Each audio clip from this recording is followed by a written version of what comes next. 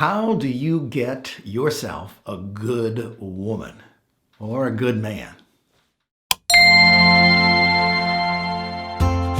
Hi, welcome to today's little lesson. Today's questions are very practical and important. If you're single and you desire to be married, the person that you do marry, that's got to be one of the most important decisions of your life. And marriage is not something that you want to enter into without a lot of forethought and some counsel.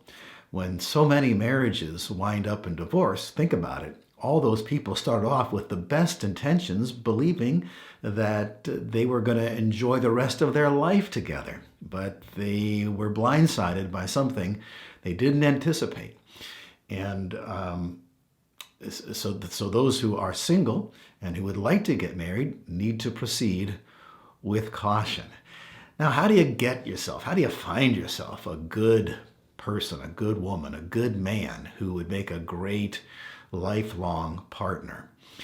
Well, that's a great question. And I think that I'd like to first say that rather than looking for the right person, I would suggest being the right person, because you want to attract somebody who's a great potential spouse. The best bait that you could put out there to attract that kind of person is being a great person yourself. And so you should ask yourself, how are you doing in your other relationships? We all have relationships, okay? So if you don't have any relationships with other people on any level, you're like a hermit. Well, maybe you should postpone thinking about getting married if you're not getting along too well with other people. And all the relationships that you have prior to marriage could be considered as training ground for the ultimate relationship of having a husband or having a wife, or being a husband or being a wife. You're not getting along with your college roommate and you're at each other's throats. Well, see what you can learn and see what you can do to fix and repair and make that relationship work. Because I think I can assure you, as a person who's been married for 38 years, as a former pastor who's counseled all kinds of people who are having trouble in their marriage, that every marriage is challenged. Because when you put two people together and one's a male and one's a female, oh my goodness, there's going to be some times of stretching, some times of potential conflict, and some times of potential growth as people. In fact, I just kind of feel like marriage is almost one of those divine conspiracies by the Lord to help us to grow spiritually.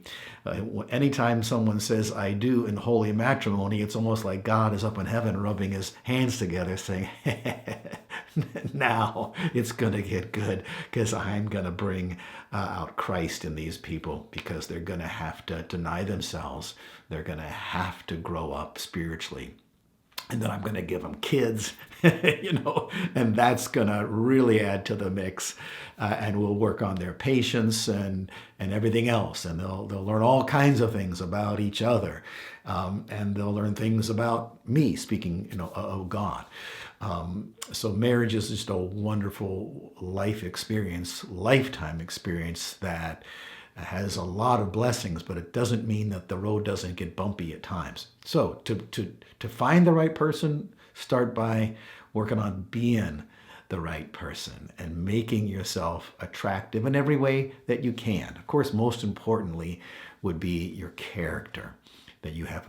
I'm speaking to Christians now who want to find a godly spouse. You need to be what you hope your spouse to be, and work on your own relationship with the Lord and your own character, so that you'll attract someone of similar godliness and character. And then once you feel like you're mature enough and ready enough with because of your success in other relationships, then Scripture says, he that finds a wife finds a good thing. And Jesus said, seek and ye shall find. So I would encourage you, yeah, pray, ask the Lord, but also put some legs on those prayers. Like I heard an old Pentecostal preacher one time say, put legs on your prayers. Seek and ye shall find. He that finds a wife finds a good thing. So that implies you have to get out there and look. You got to put your periscope up and utilize the means to go and be where the fish are biting. Pardon my expression, okay? But you're not going to find a good wife in a dark and dirty place, right? You need to look in the right places, and you need to go where there's more likelihood that there's going to be a good woman and a good women and good men. So naturally, good women and good men, aren't found in bad places. So look in good places. And one of the wonderful things of modern technology are these matchmaking sites where you can put in all these things about yourself and what you're looking for, and they try to match you up with people of some degree of compatibility. And it gives you a kind of a low-risk way to weed through a lot of people that otherwise aren't worth your time, to find those gems. And I have seen lots of people who have used that technology. Those websites cost a little bit of money, but it pays off. And like, for example, I know some people who, in their questionnaire, when they're filling out the forms, the web forms, they're asked a question. What's the one thing that you could not possibly live without? And those folks put in there, I don't want you to match me with anybody who doesn't put Jesus in that line right there. Well, that weeds out all kinds of people right off the bat.